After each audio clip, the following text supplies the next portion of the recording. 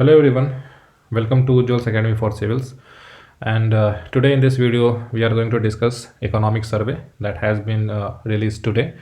और इसके जो फर्स्ट पार्ट है, एक्चुअली इकोनॉमिक सर्वे का दो वॉल्यूम है, पार्ट 1 और पार्ट 2, ठीक है।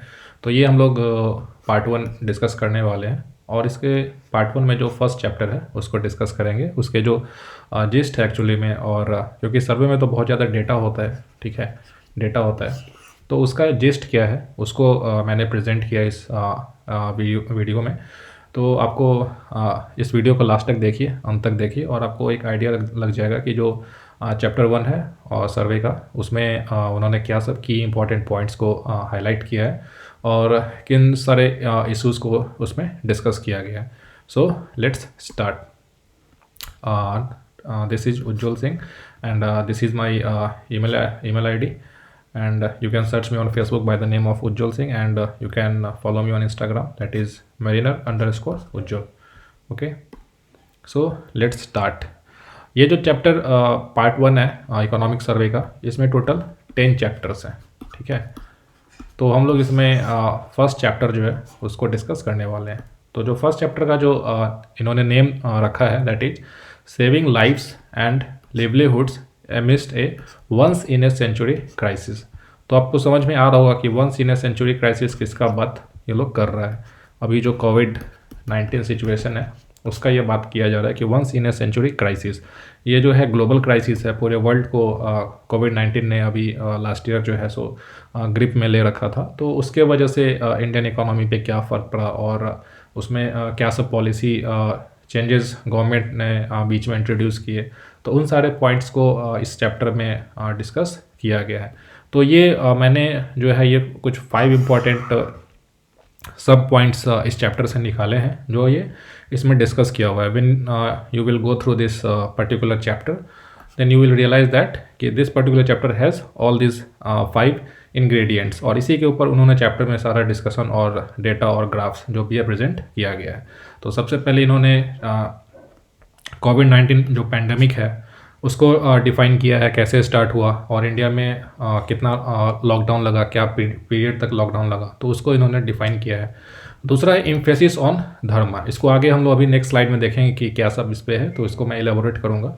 Saving a life that is in jeopardy is the origin of dharma. ये डेफिनेशन इन्होंने महाभारत से लिया है, ठीक है। महाभारत में जो धर्म का जो डेफिनेशन है, जो उसको क्या बोलते हैं, saving a life that is in jeopardy is the origin of dharma. तो अगर कोई लाइफ जो कि जियोपॉलिटी, जो कि किसी प्रॉब्लम किसी तकलीफ़ में है, अगर उसको आप सेव करते हो तो धर्म का जो ओरिजिन है वो वहीं से होगा। तो ये महाभारत में ऐसा बोला गया है। तो ये यहाँ पे क्यों मेंशन किया गया है, इसको आगे हम लोग डिस्कस करेंगे, क्यों महाभारत को लेकर के आ गया है इसमें। इकोनॉमिक सर्वे ने क्यों इसे महाभारत के इस कॉन्सेप्ट ऑफ धर्मा को इसमें लेकर के आया है, वो हम लोग आगे डिस्कस करेंगे, ठीक है। फिर जो ग्रेट लॉकडाउन इन्होंने बोला है और उसके कंपैरिजन कि बाकी वर्ल्ड में जो इसके पहले रिसेशन जो भी आए हुए हैं, तो उसके साथ कंपैरिजन किया गया है, ठीक है। फिर सिग्निफिकेंस ऑफ लॉकडाउन और रीपिंग लॉकडाउन डिविडेंड, इन्होंने एक टर्म कॉइन किया है, लॉकडाउन डिविडेंड, ठीक है। इसको आप ध्यान रखिए, इंपॉर्टेंट एक टर्म है जो कि इकोनॉमिक सर्वे ने दिया है, लॉकडाउन डिविडेंड। और फिर इसका impact on economy and V shaped economic recovery, ठीक है। ये एक इम्पॉर्टेंट इन्होंने कीवर्ड दिया है, वी शेप्ड इकोनॉमिक रिकवरी। तो ये इस चैप्टर का जिस्ट है जिसमें सारे पॉइंट्स सारे कवर किया जाएगा। तो let's start with the first point, ठीक है। कोविड-19 पैंडेमिक, ठीक है। वी ऑल नो दैट कि it started in Wuhan city of China, और उसके बाद फिर वर्ल्ड में काफ़ी जगह पे ये फैलता गया और काफ़ी एक्सपोनेंशियल राइज हुआ इसके केसेस के वजह से। शुरुआत में लोगों ने इसके सिम्टम्स के बेसिस पे समझ नहीं पाए कि क्या है, बाद में मालूम चला कि ये एक कोरोना वायरस के वजह से ये चीज़ हो रहा है और उसका हमारे पास कोई इमीडिएट वैक्सीन और ये सब अवेलेबल नहीं था। तो पूरे वर्ल्ड में कहीं ना कहीं एक बहुत ही एक फियर का माहौल बन गया था, जैसा कि हम लोग सभी जानते हैं, ठीक है। तो इकोनॉमिक सर्वे ने बोला है कि this pandemic it is a once in a century crisis, यानी कि 100 साल में 150 साल में ऐसा एक बार क्राइसिस होता है, ठीक है। ऐसा नहीं कि ये बार बार ऐसा कुछ होने वाला है। बाकी कई तरह के डिजीज़ हैं जैसे कि बर्ड फ्लू है, ठीक है, ये आए दिन होता रहता है, ठीक है। तो उसको लोग उतना ज़्यादा बहुत ज़्यादा इसके प्रति फियर नहीं होता है। लेकिन ये जो ऐसा सिचुएशन है कि once in a century crisis है कोविड-19 पैंडेमिक, ठीक है। The exponential rise in the number of cases being witnessed daily compelled the WHO to title this outbreak a pandemic on March 11, 2020। तो जिस रेट से ये कोविड-19 फैल रहा था, तो WHO ने इसे पैंडेमिक घोषित किया कब? 11 मार्च 2020 को। और with in 3 months of its emergence, 3 महीने के अंदर जो है इसको WHO ने, हालांकि ये काफ़ी इस पर डिबेटेबल है कि WHO ने शुरू में डिनाई किया कि सारा सिचुएशन कंट्रोल में है, हम लोग मॉनिटर कर रहे हैं। चाइना में दे वर सेइंग कि जो भी सिचुएशन है वो कंट्रोल में है। बट आफ्टर जैसे जैसे टाइम गया, ठीक है, 2 महीने बीते, 3 महीने बीते, देन दे रियलाइज दैट कि no situation has become very out of control and they declare this particular COVID as a pandemic, ठीक है। तो इसके बाद क्या हुआ कि पूरे वर्ल्ड में मैक्सिमम जो कंट्रीज़ हैं वो उन्होंने लॉकडाउन लगाना स्टार्ट किया सब जगह, ठीक है। तो इंडिया में लॉकडाउन लगाया गया और उसका क्या फ़र्क पड़ा ये अभी आगे नेक्स्ट हम लोग देखते हैं, ठीक है। तो इकोनॉमिक सर्वे ने बोला कि ये जो लॉकडाउन है इसे ग्रेट लॉकडाउन बोला जाता है and it is symbolic of global recession. Recession मतलब क्या होता है? रिसेशन एक इकोनॉमिक कॉन्सेप्ट होता है जिसमें जो इकोनॉमी है उसमें प्राइस जो है वो काफ़ी नीचे चला जाता है, उसमें डिमांड जो है इकोनॉमी में वो काफ़ी कम हो जाता है। तो इसमें जॉब लॉस होता है, ठीक है। अनएम्प्लॉयमेंट जो है वो राइज होता है। तो this is the particular kind of A type of recession, ऐसा इकोनॉमिक सर्वे ने बोला है और उसको नाम दिया है ग्रेट लॉकडाउन। जैसे कि आप अगर आप वर्ल्ड हिस्ट्री पढ़े होंगे तो उसमें एक आता है ग्रेट डिप्रेशन, ठीक है, जो कि फर्स्ट वर्ल्ड वॉर के बाद और सेकेंड वर्ल्ड वॉर से पहले वर्ल्ड में आया था ग्रेट डिप्रेशन। तो सेम उसी तरह का मिलता जुलता इन्होंने नाम दिया है ग्रेट लॉकडाउन, ठीक है। तो ये जो ग्रेट लॉकडाउन है ये पूरे वर्ल्ड में वैश्विक पूरे उस पर स्केल पे इसको लगाया गया था। मैक्सिमम कंट्रीज़ ने लॉकडाउन को लगाया, ठीक है। लेकिन ये इसके वजह से जो रिसेशन आया, क्योंकि लॉकडाउन में आपने सारी चीज़ों को बंद कर दिया, मैन्युफैक्चरिंग बंद हो गया, सर्विसेज सेक्टर बंद हो गए, स्कूल, हाउसिंग, आपके इंटरटेनमेंट के जो भी हैं सब कुछ बंद हो गया। तो उसके वजह से एक रिसेशन आ गया हमारे पूरे वर्ल्ड इकोनॉमी में। लेकिन ये जो रिसेशन है ये पहले के रिसेशन से अलग है, ऐसा इन्होंने कंपेयर करके बताया है इस चैप्टर में, ठीक है। ये जो ग्रेट लॉकडाउन जो इन्होंने बोला है ये इसके वजह से जो रिसेशन आया है it is different from earlier recessions of the world. ऐसा नहीं है कि वर्ल्ड में पहली बार ऐसा रिसेशन आया है। अगर आपको याद होगा कि 2008-2009 में एक ग्लोबल मेल्टडाउन US से स्टार्ट हुआ था, फिर ये वर्ल्ड में रिसेशन आया था। लेकिन इंडिया उस समय जो है अच्छा परफॉर्म किया था, इंडिया में रिसेशन का उतना ज़्यादा फर्क नहीं आया था। लेकिन ये जो रिसेशन है इसके वजह से ये कैसे अलग है पहले के रिसेशन से, तो 3-4 पॉइंट्स इन्होंने डिस्कस किए हैं, हम लोग देखते हैं कि क्या है। तो फर्स्ट की it is A health crisis induced global recession. ये क्या है? ये health crisis induced global recession है, ठीक है। इसके पहले के जो रिसेशन होते थे वो कोई फाइनेंशियल क्राइसिस की वजह से, जैसे कि ग्रेट डिप्रेशन ऑफ 1930, ठीक है, 2009 का जो रिसेशन आया था उसमें क्या होता कि बैंक्स के जो लोन्स हैं वो फेल हो गए, NPAs बहुत ज़्यादा हो गए थे, तो उसके वजह से फाइनेंशियल क्राइसिस हुआ। तो जो इकोनॉमी में जो एक मनी सप्लाई होता है वो डिसरप्ट हुआ था, तो उसके वजह से रिसेशन कॉज हुआ था, ठीक है। फिर एक बार रिसेशन हुआ था मूवमेंट्स इन ऑयल प्राइसेस। आपको मालूम है कि जो ऑयल का जो प्राइस होता है, ऑयल प्राइस जो है इसके अगर मूवमेंट इसके प्राइस में ऊपर नीचे होता है तो हर एक चीज़ का प्राइस जो है वो इसके ऊपर डिपेंडेंट होता है।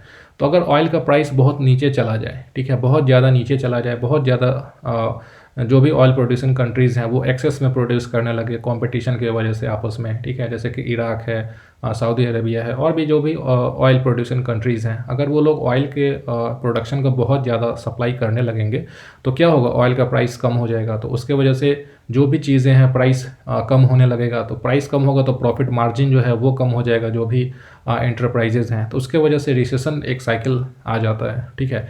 और फिर वॉर्स के वजह से, जैसे कि वर्ल्ड वॉर के बीच में रिसेशन आया था, तो वर्ल्ड वॉर में रिसेशन आने का रीज़न ये था कि सारा जो एक्सपेंडिचर है जो भी एक्सपेंडिचर है वो वॉर के ऊपर जा रहा है। मतलब कि जैसे कि आर्म्स को ख़रीदने में, ठीक है, टैंक्स बना रहे हो, ठीक है, एरोप्लेन बना रहे हो, फाइटर जेट बना रहे हो, ठीक है, सबमरीन बना रहे हो, तो बाकी सेक्टर के लिए इकोनॉमी में एक्सपेंडिचर के लिए उतना पैसा बचता ही नहीं है, तो उस वजह से रिसेशन आ जाता है। प्राइस उसमें काफ़ी एक काइंड ऑफ बहुत ही ख़राब सिचुएशन जनरेट होता है, ठीक है।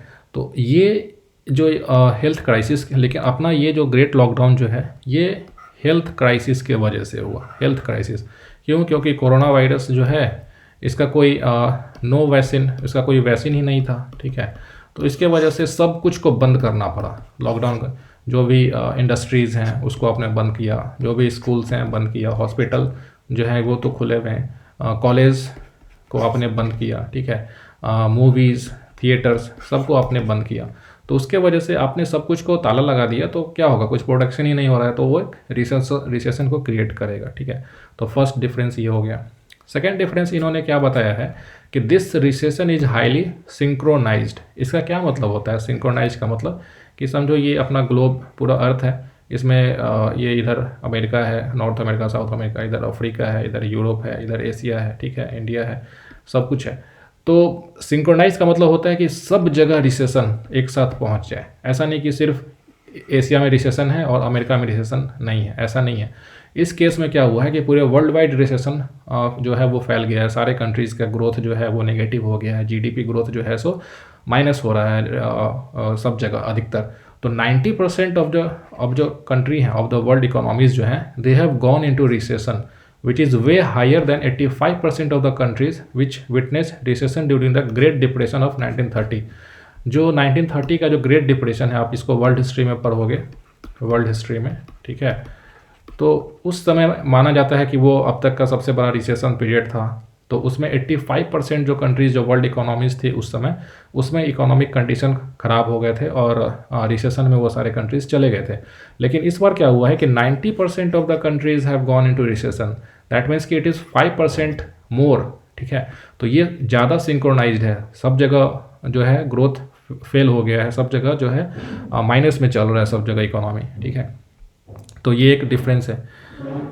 तीसरा है कि इस रिसेशन में एक जो इम्पोर्टेंट फैक्टर है, there is a trade off between health and human lifes on one hand and economy and livelihoods on the other, ठीक है।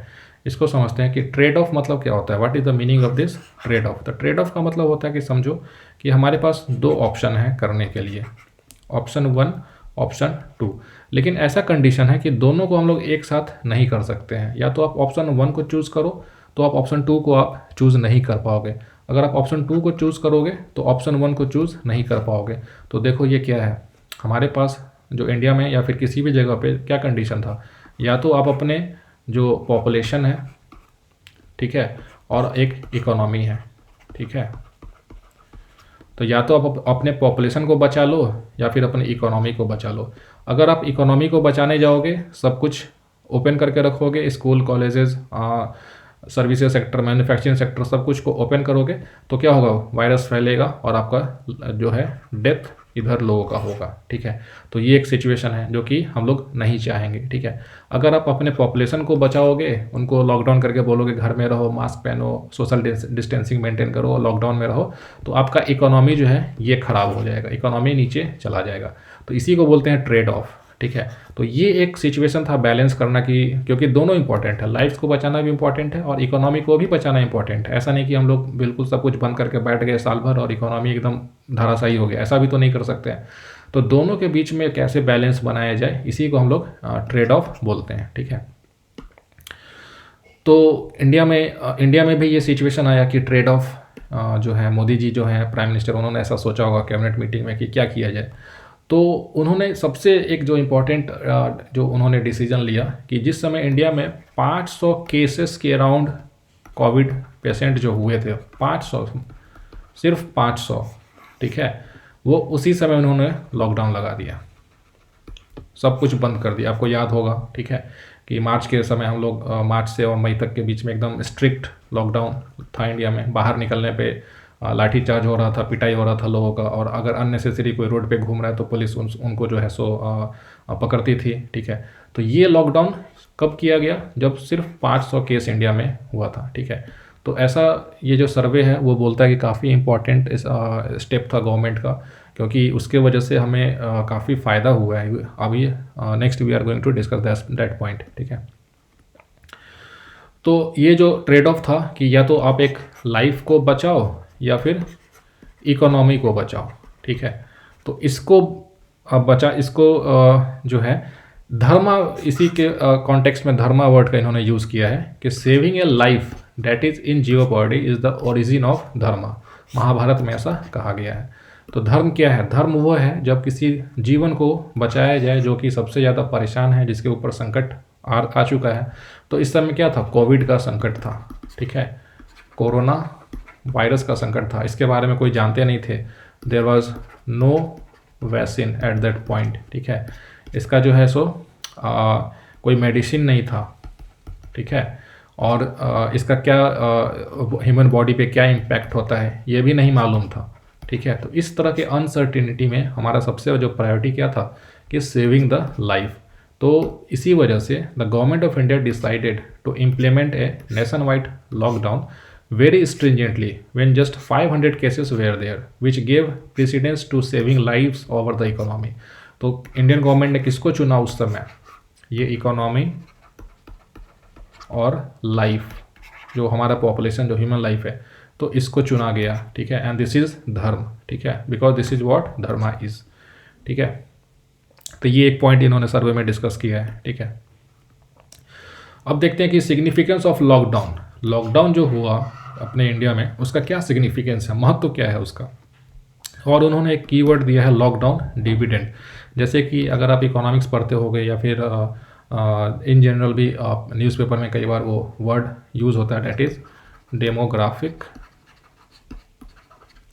डिविडेंड, ठीक है। तो उसी के मिलता जुलता इन्होंने एक वर्ड को कॉइन किया, दैट इज़ लॉकडाउन डिविडेंड, ठीक है। तो जो 40 डे का जो लॉकडाउन पीरियड था, मार्च से मई के बीच का जो पीरियड था, उसमें इन्होंने 5T स्ट्रेटजी पे काम किया। Test, track, trace, treat and technology. तो टेस्ट मतलब कि टेस्टिंग करो कि कोविड के लिए कि that particular person is having COVID और नॉट। उसके बाद फिर ट्रैक करो कि उनसे जो कितने लोग हैं वो मिले थे। फिर ट्रेस करो, ठीक है। फिर ट्रीट करो हॉस्पिटल में। और फिर टेक्नोलॉजी मतलब कि उसके वैक्सीन को डेवलपमेंट करने के लिए, हेल्थ केयर सेक्टर को इम्प्रूव करने के लिए, उसमें जैसे जो कई सारे लाइफ सेविंग मशीन्स होते हैं उसको जल्दी से प्रोक्योर करना, उसको बनाना, तो ये टेक्नोलॉजी हो गया। The implementation of lockdown at early phase of the outbreak in India has following advantages. तो जो अर्ली पीरियड में जो लॉकडाउन हुआ उसका इंडिया में ये सारे एडवांटेज हैं, ठीक है। पहला क्या है कि India was successful in flattening the pandemic curve, pushing the peak to September. India took around 175 days to reach the peak from its first 100 cases, while most countries reached their first peak in less than 50 days. इसको समझते हैं कि क्या है इसका मतलब। देखो, जैसे मान लो एक ये टाइम है, ठीक है, और ये किसी वायरस इन्फेक्शन से मान लो ये पॉपुलेशन जो है, पॉपुलेशन इस ग्राफ पे है, ऊपर बढ़ोगे तो ज़्यादा पॉपुलेशन, ठीक है, इधर टाइम, ठीक है। तो किसी भी वायरस का जो कि बिल्कुल नया होता है या फिर जो भी एपिडेमिक होता है, तो उसका क्या टेंडेंसी होता है कि बिल्कुल शॉर्ट टाइम में एकदम ऊपर की ओर राइज करेगा और उसके बाद फिर डिक्लाइन करना स्टार्ट करता है। तो इसको बोलते हैं पीक पे पहुंच जाना। मतलब कि शुरू में बहुत ज़्यादा तेज़ी से इन्फेक्शन बढ़ेगा, लोगों में बढ़ेगा, एक पीक आ जाएगा और फिर पीक होने का तो वो डिक्लाइन होते होते फिर एक टाइम आएगा जब वो ख़त्म होगा, ठीक है। तो इसको, ये जो कर्व है ना, इसको इंडिया ने लॉकडाउन लगा करके इसको फ्लैट किया मतलब कि ऐसा किया। तो ये देखो हमारे पास टाइम ज़्यादा मिल गया, ठीक है। अगर ये लॉकडाउन नहीं करते, लोग आपस में सोशल डिस्टेंसिंग नहीं रखते, सब कुछ ओपन रहता, तो क्या होता, बहुत ज़्यादा ट्रांसमिशन होता एक दूसरे के बीच में वायरस का, तो बहुत जल्दी हम लोग पीक सिचुएशन पे पहुंच जाते, ठीक है। लेकिन इतना जल्दी उसमें अगर पीक पे पहुंचते तो क्या होता, बहुत ज़्यादा कैजुअल्टी होता, क्योंकि हमारे पास हॉस्पिटल जो हैं हॉस्पिटल्स जो हैं, हेल्थ सेक्टर जो है उस पर बहुत ज़्यादा बर्डन आ जाता, तो कहीं ना कहीं मोर्टेलिटी जो कैजुअल्टी है वो ज़्यादा होता, ह्यूमन का लॉस ज़्यादा होता। ठीक है, तो हम लोगों ने सब कुछ क्या किया, बंद कर दिया सब कुछ, लोगों का बीच में सोशल डिस्टेंसिंग करना, बाहर एक तो स्ट्रिक्ट लॉकडाउन में बाहर निकलना ही बंद हो गया था, जब तक कि एसेंशियल सर्विसेज के लिए आप जब तक आप ना निकलो। तो उसके वजह से क्या हुआ कि ये जो टाइम था ना, ये मार्च से लेकर के ये सितंबर में इंडिया का पीक आया। ये जो आप बोल रहे हो ना, ये सितंबर, तो सितंबर में इंडिया का वो पीक आया और उसके बाद से केसेस डिक्लाइन होने लगे। तो हमने क्या किया, इसके वजह से फ्लैट किया कर्व को। देखो ये कर्व बिल्कुल ऐसे स्टीप कर्व था, इसको हमने चिपटा किया, ऐसे फ्लैट किया, फ्लैटनिंग द कर्व, इसी को बोलते हैं फ्लैटनिंग द पैंडेमिक कर्व।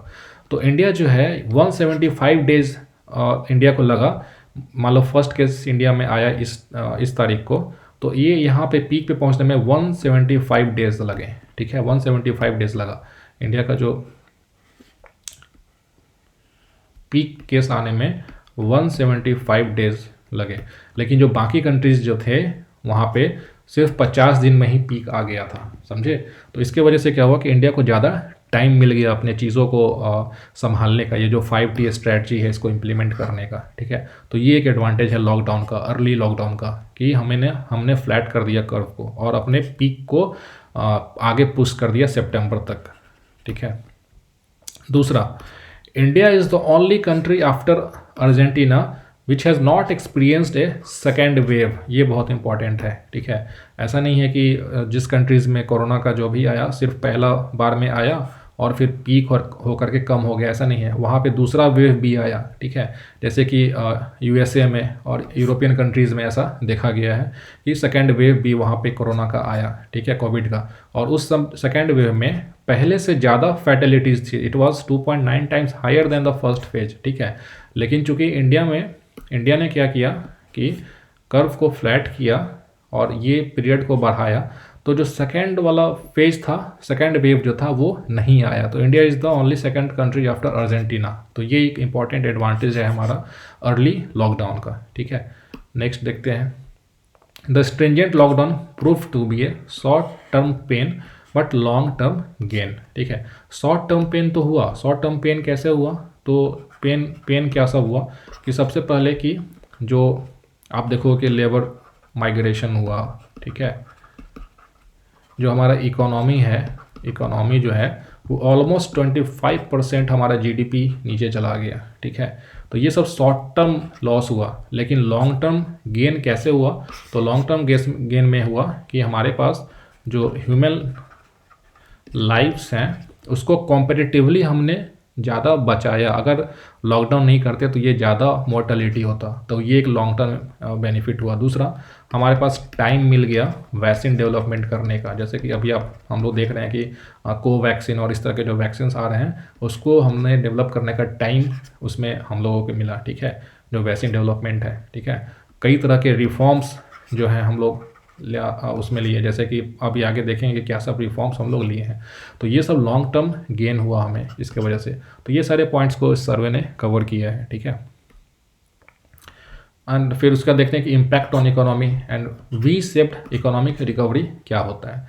तो evidence from the experience of Spanish flu, इन्होंने एक स्पेनिश फ्लू का भी एक एग्जाम्पल दिया है। ठीक है, जो कि शुरुआती डिकेड्स में ये स्पेनिश फ्लू फैला था, तो उसमें भी बहुत ज़्यादा मिलियंस ऑफ लोग का डेथ हुआ था। ठीक है, तो उसमें ऐसा देखा गया कि जो वैसे सिटीज़ जो कि एक्सटेंसिव लॉकडाउन किया और बाकी स्ट्रिंजेंट लॉकडाउन किया, उन्होंने स्ट्रॉन्गर रिकवरी किया अपने इकोनॉमिक फ्रंट पे इन लॉन्ग रन। ठीक है, तो इसका जो स्पेनिश फ्लू का जो एक्सपीरियंस है उसको इंडिया ने यूज़ किया इसमें कोविड सिचुएशन में, और तुरंत ही लॉकडाउन लगा दिया। ठीक है, तो इकोनॉमी पे क्या इम्पैक्ट पड़ा कि 23.9%, almost 24% contraction in GDP in the first quarter. जो हमारा लास्ट ईयर का जो फर्स्ट क्वार्टर था उसमें 24% GDP का सबसे ज़्यादा कॉन्ट्रैक्शन हो गया। क्यों? क्योंकि इंडिया का GDP जो है उसमें देखोगे तो सबसे ज़्यादा सर्विसेज सेक्टर का कंट्रीब्यूशन ऑलमोस्ट 55% कंट्रीब्यूशन है ग्रॉस वैल्यू एडेड में, यानी कि GDP में ऑलमोस्ट 55% कंट्रीब्यूशन है सर्विस सेक्टर का।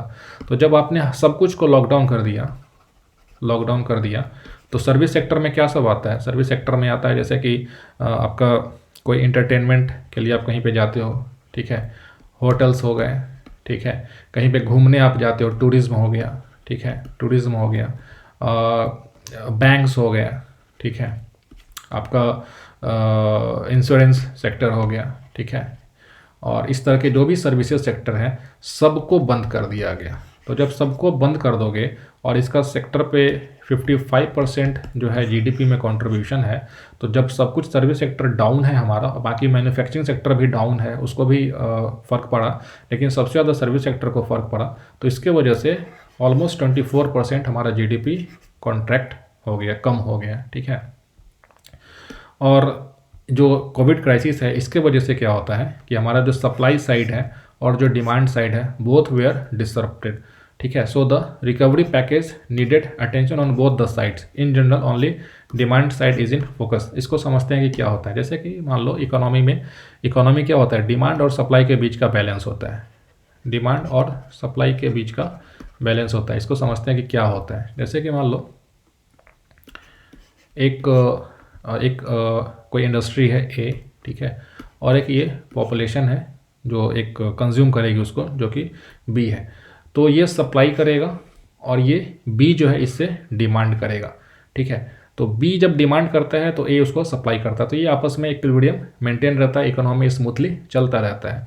लेकिन मान लो किसी वजह से बी के पास पैसा नहीं है, बी के पास मनी सप्लाई कम हो जाएगा, तो क्या होगा, डिमांड जो है वो फॉल हो जाएगा। तो इसका इम्पैक्ट सप्लाई पे भी पड़ेगा और प्राइस कम होना स्टार्ट हो जाएगा। लेकिन कोविड-19 की वजह से क्या हुआ कि जॉब लॉस तो हुआ ही लोगों का, ठीक है, जो अनऑर्गेनाइज्ड सेक्टर में जो लोग काम करते हैं उनका जॉब लॉस हुआ, तो कहीं ना कहीं इकोनॉमी में डिमांड कम हो गया, पैसा इकोनॉमी में कम हो गया, तो डिमांड कम हो गया। और दूसरा, आपने जो इंडस्ट्रीज़ हैं, जो सर्विसेज सेक्टर है, उसको भी आपने बंद कर दिया। तो सप्लाई साइड, ठीक है, सप्लाई साइड, तो सप्लाई साइड और डिमांड साइड दोनों डिसरप्ट हो गया ये कोविड-19 की वजह से, ठीक है। ऐसा नहीं कि सिर्फ डिमांड साइड डिसरप्ट हुआ, सप्लाई साइड में डिसरप्ट हो गया। तो जो इकोनॉमी को रिकवरी करने का जो पैकेज था वो दोनों साइड को ध्यान में रख के करना था। आपको डिमांड को भी बूस्ट करना है, सप्लाई को भी बूस्ट करना है।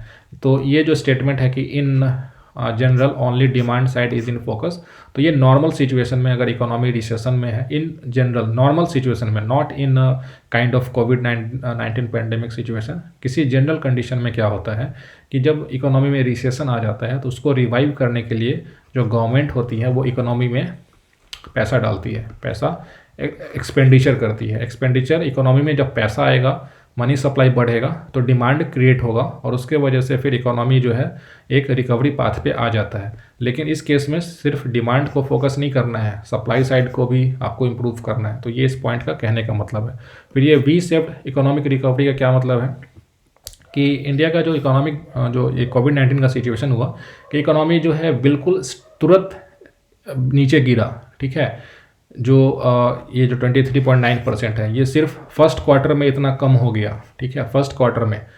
तो ये बिल्कुल स्टीप डिक्लाइन हुआ। लेकिन इसके बाद जब अनलॉक जो 1 आया, अनलॉक 1, फिर अनलॉक 2, अनलॉक 3, ऐसे जो इकोनॉमी को हम लोग अनलॉक करते गए और बाकी जो रिफॉर्म्स, जो रिकवरी पैकेज जो सेंट्रल गवर्नमेंट ने, स्टेट गवर्नमेंट ने अनाउंस किया, उसके वजह से हमारा फिर से चीज़ जो है नॉर्मल होना स्टार्ट हुई। तो यही जो है, ये देखो वी शेप का हो गया ना, वी शेप, ठीक है। इसी को इकोनॉमिक रिकवरी इन्होंने बोला है वी शेप्ड इकोनॉमिक रिकवरी, ठीक है। To tackle demand shock, government announced various financial packages in the name of प्रधानमंत्री गरीब कल्याण package, which provided direct benefit transfers, ठीक है। तो डिमांड शॉक आपको मैंने अभी समझाया कि इकोनॉमी में डिमांड कैसे बढ़ेगा, इकोनॉमी में डिमांड कैसे बढ़ेगा। जैसे एक सिंपल सा एग्जांपल लो, एक इंडिविजुअल है, ठीक है, ये एक इंडिविजुअल है, ये इसके पॉकेट में, इसके वॉलेट में अगर पैसा रहेगा, ठीक है, अगर मनी है उसके पॉकेट में, तो ये क्या करेगा, उसको किसी ना किसी चीज़ पे खर्च ज़रूर करेगा, ठीक है। हो सकता है उसके लिए वो मूवी उस पैसे का से चला जाए, या फिर कहीं पे मैकडी में या फिर पिज़्ज़ा हट में कहीं पे कुछ खा लेगा, या फिर हो सकता है वो एक मोबाइल ख़रीद ले, ठीक है, बाइक खरीद ले, या कुछ भी कर सकता है। तो वॉलेट में पैसा होने से तो ये डिमांड क्रिएट होता है, समझे। तो इसी तरह इकोनॉमी जो हमारा इकोनॉमी है, अगर इसमें डिमांड क्रिएट करना है, ठीक है, मांग को क्रिएट करना है, तो उसमें पैसा डालना होगा, तो मनी सप्लाई जो है उसको बढ़ाना होगा, ठीक है। तो वही गवर्नमेंट ने किया प्रधानमंत्री गरीब कल्याण पैकेज में। इसमें डायरेक्ट बेनिफिट ट्रांसफ़र किए लोगों को, जैसे कि प्रधानमंत्री जनधन योजना में वीमेन का जो अकाउंट होल्डर्स है उसमें पैसा ट्रांसफ़र किया गया, ठीक है। नेशनल सोशल असिस्टेंस प्रोग्राम में वैसे लोग जिनको सोशल सिक्योरिटी का ज़रूरत होता है, जैसे कि एजेड विडोज़ जो है, विधवा हैं, जो दिव्यांग हैं, जो डिसेबल्ड लोग हैं, जो सीनियर सिटीजन्स हैं, उनको पैसा ट्रांसफ़र किया गया, ठीक है। पीएम किसान के थ्रू जो हमारे फार्मर्स हैं उनको पैसा दिया गया। ईपीएफओ में कंट्रीब्यूशन किया गया, जो कि पेंशन स्कीम है, ठीक है। प्रधानमंत्री उज्ज्वला योजना जो है, ये एलपीजी वाला जो है, ठीक है। तो कई सारे ऐसे जिसमें डायरेक्ट बेनिफिट ट्रांसफ़र गवर्नमेंट करती है, उनको उसके अमाउंट को बढ़ा दिया गया। तो उससे क्या हुआ कि हमारा डिमांड जो है इकोनॉमी में वो बढ़ेगा, क्योंकि मनी सप्लाई इकोनॉमी में बढ़ा, ठीक है। सेम उसी तरह जो सप्लाई साइड है, उसके सप्लाई साइड के शॉक को कम करने के लिए गवर्नमेंट ने आत्मनिर्भर भारत मिशन लॉन्च किया, ठीक है। आत्मनिर्भर भारत मिशन लॉन्च किया, जो कि एक कॉम्प्रिहेंसिव एक मिशन है, जिसमें हम लोग जो गवर्नमेंट जो भी इंडस्ट्रीज़ हैं, एमएसएमईज सेक्टर हैं, कई सारे जो सेक्टर्स हैं, उनको इम्प्रूव करने के लिए, उनके कंडीशंस को बेहतर बनाने के लिए जो उसमें पैकेजेस, फाइनेंशियल पैकेजेस लाए गए, they all were covered under Atmanirbhar Bharat mission, ठीक है। तो इसको देखते हैं कि इसमें क्या सब एक आया। ये एक उसमें चार्ट दिया हुआ है कि major structural reforms undertaken as a part of Atmanirbhar Bharat package. तो एग्रीकल्चर में ये 3 रिफॉर्म्स लाए गए, लेकिन इसके ऊपर अभी जो सारा बवाल चल रहा है अपना, तो इसको अभी खैर साइड करके रखते हैं, ठीक है। एमएसएमई सेक्टर जो है, माइक्रो स्मॉल मीडियम इंटरप्राइजेज हैं, तो उनके डेफिनीशन को चेंज किया गया, ठीक है, ताकि उनका जो एमएसएमईज का जो रेगुलेशन है, उसका जो ग्रोथ है वो अच्छा हो, ठीक है। तो ये हुआ। लेबर मार्केट में रिफॉर्म्स लाए गए, ठीक है। बीपीओ सेक्टर में रिफॉर्म्स लाए गए। इसको आप उसमें से देख सकते हो, इसको याद करने का जरूरत नहीं है, बस एक ग्लैंस के लिए मैं आपको बता रहा हूँ। इसमें पावर सेक्टर में, ठीक है, पीएसयूज में, ठीक है, उसमें प्राइवेटाइजेशन नॉन स्ट्रेटेजिक सेक्टर्स में इंट्रोड्यूस किया गया। मिनरल सेक्टर में, ठीक है, हमारे इंडस्ट्रीज़ को स्पेस में प्राइवेटाइजेशन करने का बात किया गया है। प्राइवेट कंपनीज़ को सैटेलाइट्स बनाने के लिए, लॉन्च पैड बनाने के लिए, ये सब के लिए ऑफ़र किया गया है। तो ये क्या है, आत्मनिर्भर भारत में क्या है कि खुद ही डोमेस्टिक जो हमारा रिसोर्सेज है उसको बूस्ट करो, और उससे हमारा जो सप्लाई है, जो कॉन्स्ट्रेंट है, वो कम हो जाएगा। तो सप्लाई जो है, सप्लाई साइड का जो इशू है वो कम होगा और हमारा सप्लाई बढ़ेगा, ठीक है। डिफेंस सेक्टर में रिफॉर्म्स लाया गया। एजुकेशन सेक्टर में, सोशल इंफ्रास्ट्रक्चर में, जैसे कि पीपीपी मॉडल जो है और इंफ्रास्ट्रक्चर वायबिलिटी गैप फंडिंग है, इनको इम्प्रूव किया गया। फाइनेंशियल मार्केट्स में, तो ये एक ओवरऑल जो है आत्मनिर्भर भारत पैकेज में बहुत सारे जो स्टेप्स लिए गए, उसका एक लिस्ट है ये, ठीक है। तो इसमें क्या है कि हमारा सप्लाई साइड को ये फोकस कर रहा है, ठीक है, सप्लाई साइड को। तो इससे हमारा इकोनॉमी जो है उसमें वी शेप्ड जो रिकवरी जो बात कर रहा है वो हम लोग इसमें अचीव करेंगे, क्योंकि ये बहुत जल्दी इकोनॉमी गिरा था हमारा, तो उसको उसी तरीके से रिवाइव करने के लिए हमें बहुत तरह का स्टिमुलस पैकेज का ज़रूरत है। तो वही वी शेप्ड रिकवरी है। तो ये पूरे चैप्टर का एक जिस्ट था जिसको मैंने डिस्कस किया है। अगर आप इसके सर्वे को वापस एक गो थ्रू हो गए तो आपको पढ़ने में ज़्यादा प्रॉब्लम नहीं होगा। एक बात और आपको बता दूं कि सर्वे में बहुत सारा ऐसा फैक्ट्स और डेटा होता है जिसको पढ़ने का और समझने का ज़रूरत नहीं है, ठीक है। वो हमारे मेंस के लिए या किसी भी चीज़ के लिए रेलिवेंट नहीं होता है। तो सर्वे को सिलेक्टिवली पढ़ना चाहिए, ठीक है। सिलेक्टिवली पढ़ो और उससे एक इम्पॉर्टेंट हाइलाइट्स निकाल लो कि उस चैप्टर में क्या डिस्कस किया हुआ है। तो वो मैंने आपको इस लेक्चर में बता दिया है कि जो चैप्टर 1 है उसमें ये सारे पॉइंट्स को सर्वे में डिस्कस किया गया है। एक चीज़ और इम्पॉर्टेंट आपको मैं बताता हूँ कि वॉल्यूम 1 और वॉल्यूम 2 में क्या डिफरेंस होता है। तो वॉल्यूम 1 जो है इकोनॉमिक सर्वे का, वो मेनली एक काइंड ऑफ एनालिसिस होता है इशूज़ का, ठीक है, कि एनालिसिस, फिर ये सजेस्ट करते हैं कि वे फॉरवर्ड ऐसा होना चाहिए, और मतलब एक एनालिटिकल टाइप का एक वॉल्यूम प्रेजेंट करता है, ठीक है। वॉल्यूम 2 में क्या है कि एक्चुअल में जो इंडियन इकोनॉमी है उसके जो कई सारे सेक्टर्स हैं, जैसे कि industries, manufacturing, agriculture, services sector, external sector, वो उस एक साल में कैसा परफॉर्म किया, उसका ये इस पे बस एक उसका एक सब कुछ इसमें रिपोर्ट कार्ड रहता है वॉल्यूम 2 में। तो दोनों पढ़ना इंपॉर्टेंट है। वॉल्यूम 1 जो है ये मोर एनालिटिकल है, एनालिसिस इसमें होता है। इसमें गवर्नमेंट को रिकमेंड किया जाता है कि ये प्रॉब्लम है, इसको टैकल करने के लिए आपको ये सब करना चाहिए। लेकिन वॉल्यूम 2 में क्या होता है कि मेनली कि एक साल में इकोनॉमी कैसा परफॉर्म किया है उसका एक काइंड ऑफ वो उस पर ये कंपाइलेशन रहता है, ठीक है। तो उस पर सारे जो वॉल्यूम 1 वॉल्यूम 2 दोनों के सारे चैप्टर्स का मैं जिस्ट आपको प्रोवाइड करूँगा। सो आप इस चैनल पे बने रहिए, ठीक है। और आगे भी इस तरह के वीडियो इस पे आते रहेंगे। सो अगर आपको ये वीडियो अच्छा लगा तो please do like and comment your doubts. और भी सजेशंस हैं उसको आप कमेंट कर सकते हैं, आप प्लीज़ शेयर कीजिए, ठीक है। And thanks for watching and please do subscribe to my YouTube channel, that is Ujjwal's academy for civils, ठीक है। और फिर इसी तरीके से हम लोग मिलते हैं फिर नेक्स्ट स्लाइड में, नेक्स्ट वीडियोज़ में। और जो सर्वे का पार्ट है उसको फिर से नेक्स्ट वीडियो में मैं दूसरा चैप्टर को डिस्कस करूँगा, ठीक है। तो आप इसी तरीके से बने रहिए इस चैनल पे। And I thank you again for watching my channel. Thanks.